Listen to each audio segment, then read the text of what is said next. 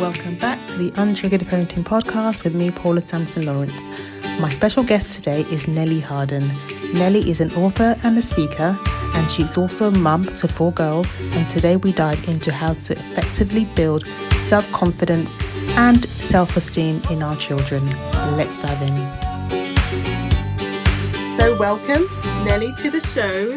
Lovely to have you on the podcast. I would love for you to introduce yourself and tell our listeners all about you and what you do.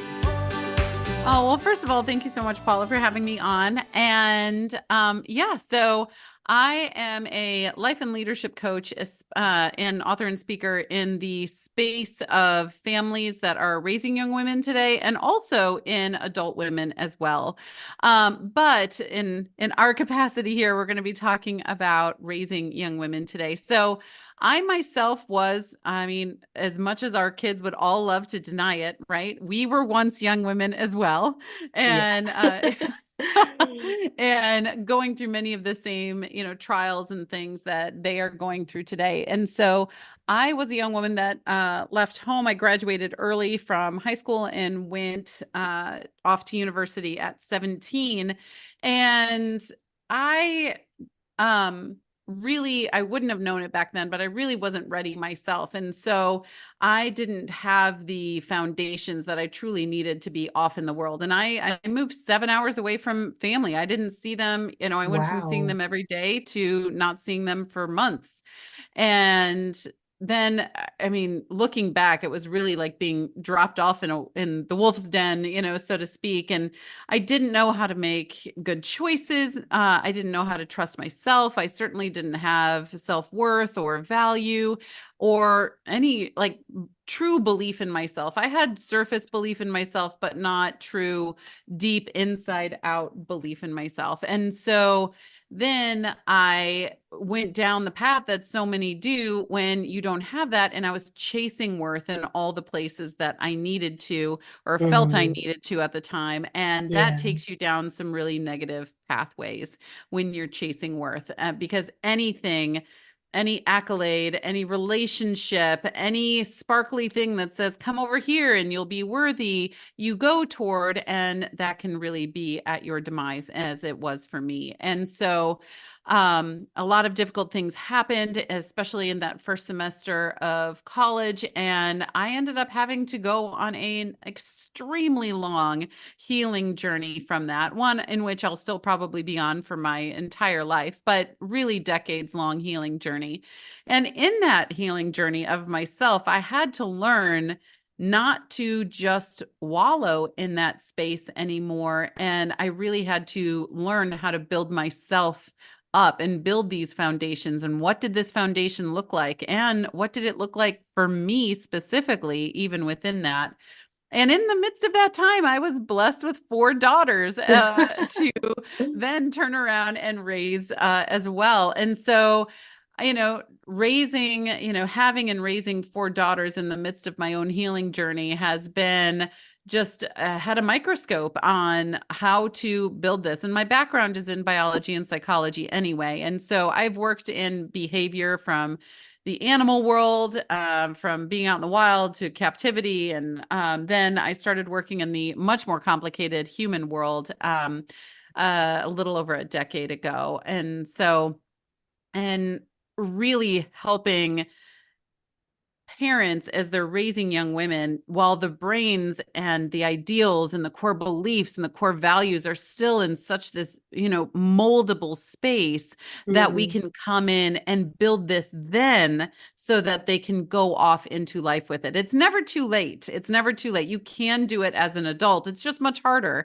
It's kind of like the cement is more is cured. And so you have to, as an adult, take a chisel to what you think and those core beliefs that are hurting you, and then replace them with something else. But when you reach them when they're children, they can have a good starting point to launch from, stand on, lean on, fall on when needed in their entire life. So that is where I am today, really helping people build this foundation of worth, esteem, and confidence in their young women today before they leave home.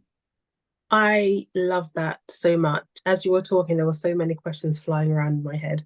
So I'm trying to organize them now because I really resonate with what you've said because I work with young girls. I have two of my own, and there is just something about being a young woman who maybe struggled with her own sort of self-confidence or went through some sort of journey, as most of us do, and then Yeah, having girls and really desperately wanting to sort of guide them, but you're still sort of working on yourself. And I'm a big believer in we cannot ask our children to do something that we ourselves are not willing to do. So as we're trying to build confidence in our children, resilience, we must do that for ourselves. How can we raise our daughters' self-esteem if we're not working on our own? So I always say it's a absolutely. journey. Yeah, it's a journey for both. And I'd love to hear about how can we sort of navigate that as somebody who's maybe still a work in progress, but really trying to, bring up the next generation. Sometimes we can find that how to navigate that journey quite tricky because a lot of the times we just focus on our children. We'll say, I'm going to get them to do this. But we mustn't forget about ourselves. So how do we Right. sort of work that at the same time? Well, an important piece to remember about kids is that they are show and tell beings. And Mm, so, and what I mean by that, everything that they learn is from what they've been shown. They either hear it, see it, touch it, etc., and then they mimic it. It's how they learn how to walk, it's how they learn how to talk, it's how they learn mannerisms, right? All of those things. And so in the work that we do as parents with our kids, we have to take the lead. So, like you were saying, it's not just a good idea to practice what you preach. We really need to ourselves work through what we need to work through in order to teach them how to do it. We can't teach what we don't know. yes. And so and our kids will see right through it. If you're telling your child to be kind and they don't see you being kind, they are not going to be kind. If you're telling your child stay off your device, it's not good for you, but they look over at you and you're on your device, all Yeah. evening or what have you, then they're going to say, well, that doesn't matter. If they are, then I can be, right? They still quote unquote seem functional. And so we have to take the lead. It's all about loving and leading them to a place that they love and lead themselves. And we can't do that unless we are working on that ourselves. And yeah, it is a beautiful, humbling, very humbling responsibility to be raising young women in a way that we might have needed or didn't know that we needed at the time. But it's also really important for us all to understand that they're not us. And this is Yes. something I run into a lot in the work I do is, I remember maybe it was about a year and a half ago, I did an extensive questionnaire all around the world, thousands of people talking to them about their relationships with their daughters and what they're looking for and what some of their fears are and what some of their joys are in this. And a common theme that kept coming up was that, I mean, in short terms, was that they were trying to raise the smaller version of themselves Mm, without seeing that their daughter was a different person and might not have had the same, hurts, habits, hangups, etc., that they did when they were that age. And so it's really important for us to understand that they are different people, that we have been given the humble responsibility of growing. I call parents architects because we are planning, designing, and building the beginning of someone else's life. And that is a huge responsibility that needs to be done with intentionality and a take the lead perspective. And so, yeah, I mean, all of anyone that's, raising a child right now, and frankly, anyone that has an influence in a child's life, whether you're a aunt or an uncle or a youth leader or a coach or what have you, you are all architects. We are all architects building this next generation. absolutely. And I think you made a really important point, which is that we have to remember that our children are not extension of ourselves. And that can be really hard. especially when, for example, if they're going through something that maybe you went through as a child, and in your mind you're thinking, I've been through this, I totally get, what it is that you're going through. But as much as you do, it's not quite the same because they're different people. So they might experience it differently. So sometimes we can go in there thinking you can help because you understand the situation. But again, it's coming at it as a from an angle of yes, I went through something similar and I can sort of empathize with you about that. But I'm also going to let you share your experience of it. And it could be, quite easy to sort of squelch their experience because we think we know, we think we've done it, we think we've been through it, and it's letting them have that experience of their own, really, which I think is really important. And I would love to know what's different about how our daughters are growing up than when maybe we were growing up 20, 30 years ago. What would you say are some of the things that they're facing that maybe we didn't have to face? The word amplified just comes to mind. Honestly, I Mm, mean, you're talking about empathy, and so many of the things that our daughters are going through, we also experienced. We might not have experienced it through a screen, but we did experience. There's yes. humiliation. There's, the fear of missing out on what's going on. There is excitement. There is wanting to be in the know, wanting to be, the popularity game that is always constantly going on. But Yeah. today, that's much more amplified. Whereas, before you might not have known if people were getting together or what have you. But today, you have a friend and then all of a sudden you see there's a get together of friends because it's posted all over social. And you're Yeah. like, well, what was wrong with me that I couldn't be invited? Right. And Yeah. then Yeah. that is a downward cascade right there, which is a really big reason why social needs to be taken very seriously with kids. I see kids that are way too small with social, way too immature in their brain development with social today. And then it can, when you weigh what good can come out of it from what bad can come out of it, the bad is going to be much, much heavier the earlier they are in their life.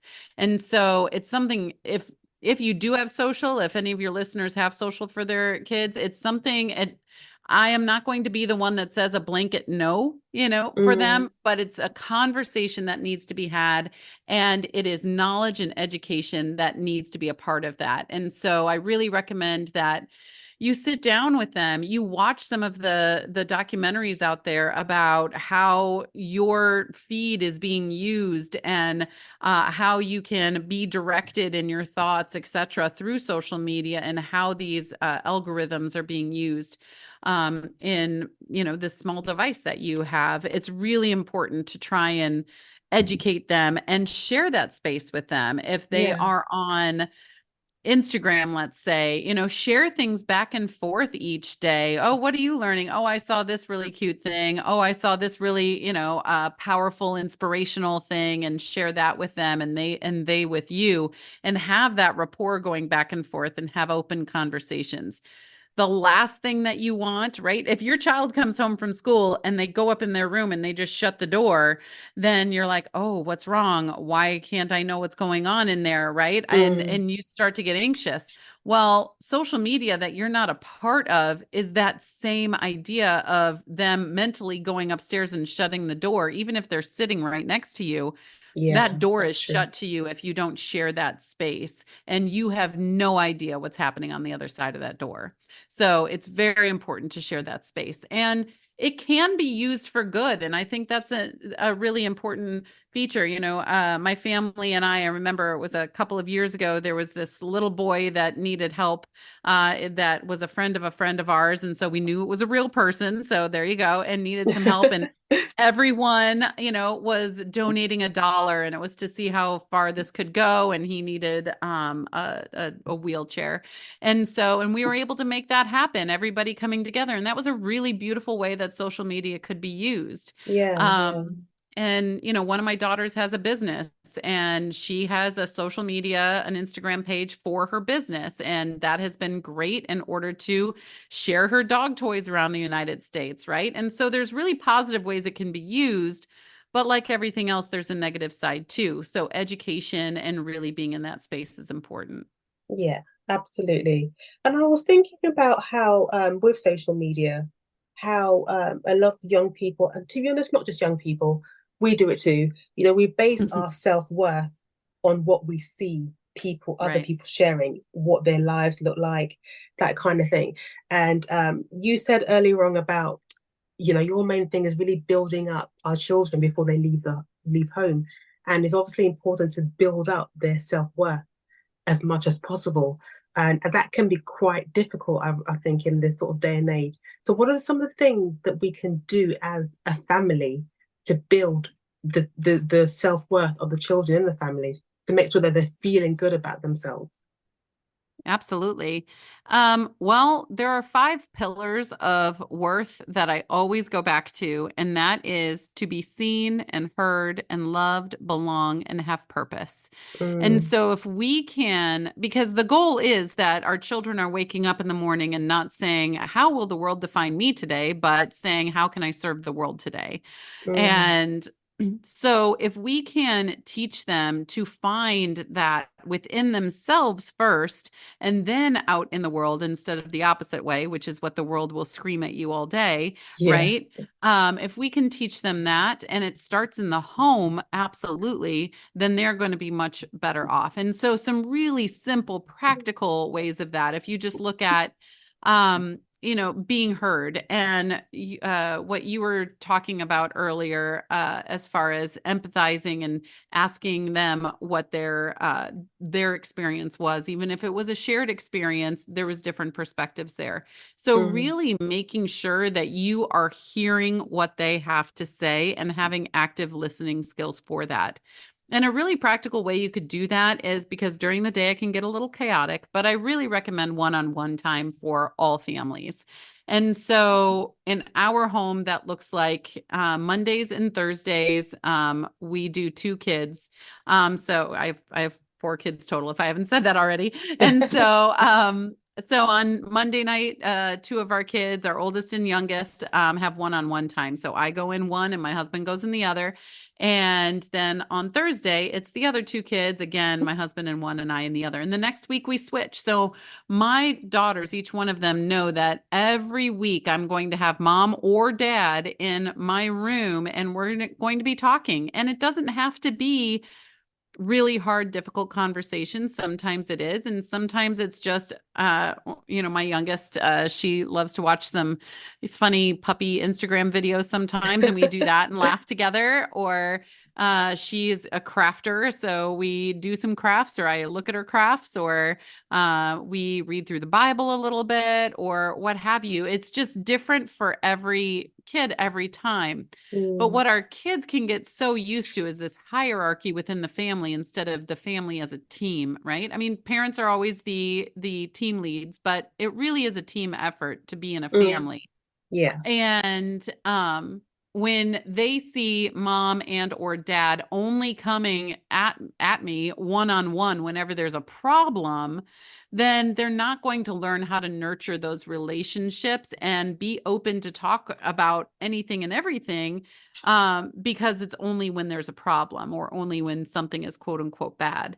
And so having that set time every week really establishes that open communication and, hey, how are you? Yeah. And share yourself too as a parent. It's not just you going in there to see how they are, it's you going in there to grow your relationship. And relationships are Yeah. 2 ways. So go in there and really share yourself. I'm having a hard time, or I'm struggling with this right now. What are your thoughts on how I could do that? And having them speak into your life and you actually listening to their advice will, it will be wonders for them. So, Yeah. yeah, active listening, one-on-one time can really go a long way. I totally agree with you. I mean, I think we can't ever overestimate the power of connection. It's all about maintaining that connection, even when there's conflict. So I always, even with the families I work with, I always really, really talk about connection because that I think is like a lifeblood of any relationship. What I'd love to know about though is you mentioned teamwork, especially with the parents. How Mhm. how do you sort of nurture teamwork with siblings? Because I know sometimes it can get a bit, the sibling rivalry, they fall out, they have their own relationships separate to the parents. So how do you sort of cultivate teamwork within siblings? I just say have them work on projects together. I love to see how they divvy it up, and it's different for every sibling, right? So, we were doing landscaping over the weekend at our house here, and we had to move two huge, I mean, tons and tons of rocks, and having them figure out who's shoveling, who's wheelbarrowing, who's doing this and that, and letting them figure it out, right? And so just giving them projects like that. And we were over working on we weren't sitting by the sidelines watching them. We were over doing the laying them. But yeah, I mean, chores, dinners, having them make a dinner together, having them plan something together. There was a weekend that we did that my husband and I were like, okay, you guys can plan the weekend. We will go to this place, but you guys plan what we're going to do as sisters. And so they had to come together and do that. And so, yeah, giving them opportunities to work together is really important, because it's not always going to naturally happen, but always making sure that it's not a comparison game. Fair is not a word that we use in the house, because lo and behold, it is the natural tendency of one sister in our house to be like, well, so-and-so didn't have that happen, or so-and-so, didn't have that consequence. It's like, oh, no, I'm talking to you about you, right? And I talk to them about them. And so, yeah, really just always a constant reminder. And my daughters are 17, 19, 17, 17, and 14 right now. And it still is a natural tendency, because that's our human nature, right? Well, if it didn't happen to them, it didn't happen to me. Well, I think we've all seen, the history as it's gone along, and it is always constantly changing. And it's different for every person too. And every parent needs to parent every child differently. My daughters are four corners of a square. They're all very different young women. And, if I look at one sideways, she'll correct herself, and the other one will just need a talking to, and the other one will need some sort of consequence before she even opens an ear, right? And so really getting to know them on that individual basis, which that one-on-one time really does help with too, will help you understand, okay, this is what we need to do in order to help this kiddo. One of my daughters is going through a consequence cycle right now for some choices she made. And, she kept using the word at the beginning of this. She was like, the punishment. I was like, this is not a punishment. This is just a natural consequence of choices. And so that we can build you toward where you need to be and not hold you back, right? A punishment's going to hold you back or put you at a standstill, but a consequence, if it's truly and genuine and the right one, will move them toward the goal of what the better choice would have been in the first place, right? And so, yeah. As we wrap up, I just wanted to sort of give some takeaways to our listeners. So the first takeaway I would love for you to sort of expand on is sort of advice for parents who want to be more intentional about cultivating and nurturing their child's self-esteem and self-worth. Maybe they're about to have one child leave home. What's something that they can intentionally concentrate on? Maybe just one or two things. And that's really important for your child to know before they leave. Yeah. Yeah. Well, first of all, it's important to realize that it is not a black and white transition, right? And so, my work really centers at the precipice of biology, psychology, faith, and culture, and that biology piece is in there because of the brain development that's happening. And so when, in our world, in our culture, it's around 17 to 19 years old-ish when they leave the nest, at least for a little while, and then come back or leave permanently. It's different for every child. But when they do, it is not an all or nothing, right? You are, as a parent, transitioning from coach to consultant, and they are transitioning from dependent to independent, more so than they ever have before in their life. So if you think about it, I'm a very visual person. So if you think about it, as they are setting off in a boat, right? And you're on the shore, they're in the bay right out in front. They're a little Mm. far away, but you can see them. Get some binoculars on, you can see them, right? They have a close proximity ish, they can get back. They're not right on the shore, but they're out in the bay.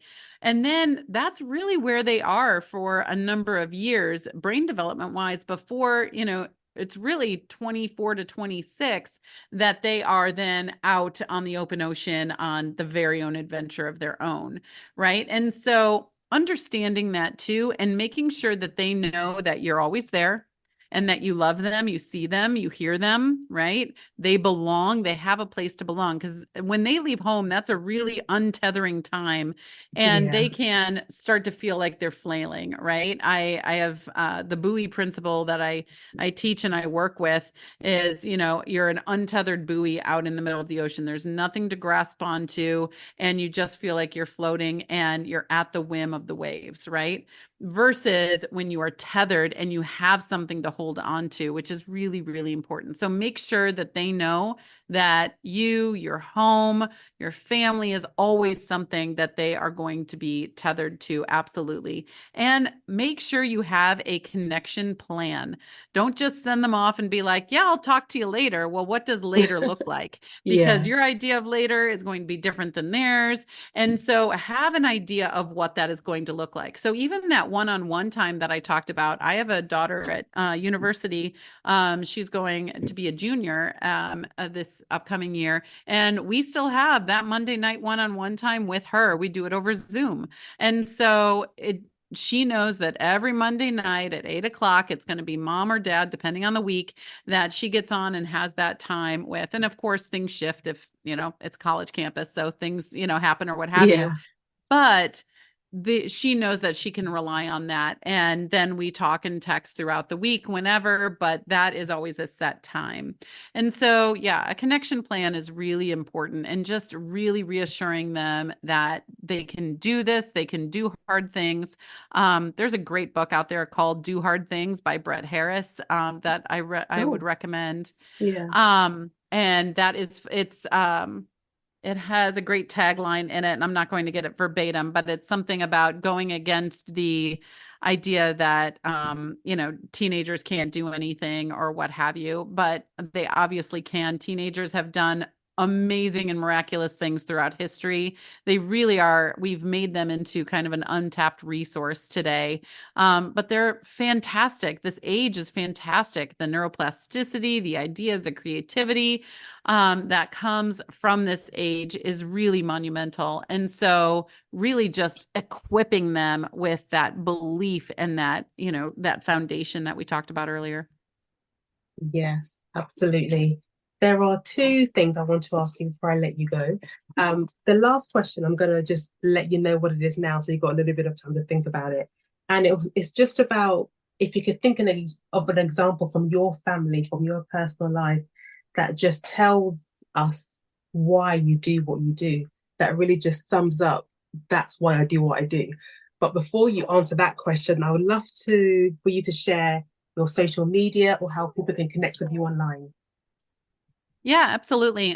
Everything, I like to keep it simple. So everything you can find on nellieharden.com. So that's NELLIEHARDEN.com. And I work all over the world. So, and there is master classes and resources, and my social media links you can find on there, as well as the program Take the Lead and one-on-one time that we could spend together as well. So all of that is on there, and be sure to sign up for the weekly newsletters that come out and articles that come out that I can put in there as well. And yeah, so to then get to a story Yes. from my real life, I feel like every day there's a story from my real life of that's why I do this. To be quite honest. And, when you are raising 4 teenage young women, there is always a fire, whether it be real or figurative, happening in the house. Our alarm systems go off quite often as they're